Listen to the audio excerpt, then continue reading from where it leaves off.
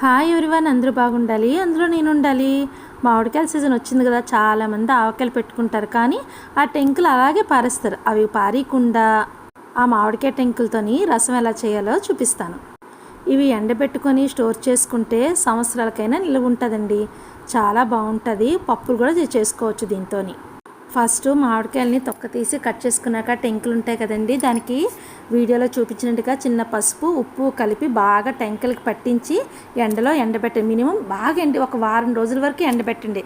ఎండబెట్టాక ఇలాగ వస్తుంది, చూసారు కదా వీడియోలో చూపించినట్టుగా. బాగా డ్రై అయిపోయాక ఇలా టెంక్ అనేది ఇలా ఉంటుంది. దాంతో ఇప్పుడు రసం చేద్దాం. ఫస్ట్ ఒక గిన్నెలో నీళ్ళు తీసుకొని ఒక 5 టెంకులు వేసుకొని దాంట్లో తగినంత ఉప్పు పసుపు వేసుకొని పచ్చిమిరపకాయలు కరివేపాకు కచ్చాపచ్చా దంచిన వెల్లుల్లిపాయలు, అందులోనే ఒక స్పూన్ ఆవాలు జీలకర్ర దంచుకొని ఆ పౌడర్ కూడా వేసుకొని బాగా మరగాలి. ఆ మామిడికి పులుపంతా వాటర్లో ఉండాలండి, బాగా మరగాలి. మరిగితేనే బాగుంటుంది. అంతేనండి. వేడి వేడి అన్నంలో వేసుకోండి, చాలా బాగుంటుంది. గుండన్నంలో కూడా నంచుకోవచ్చు. Thank you for watching. Bye.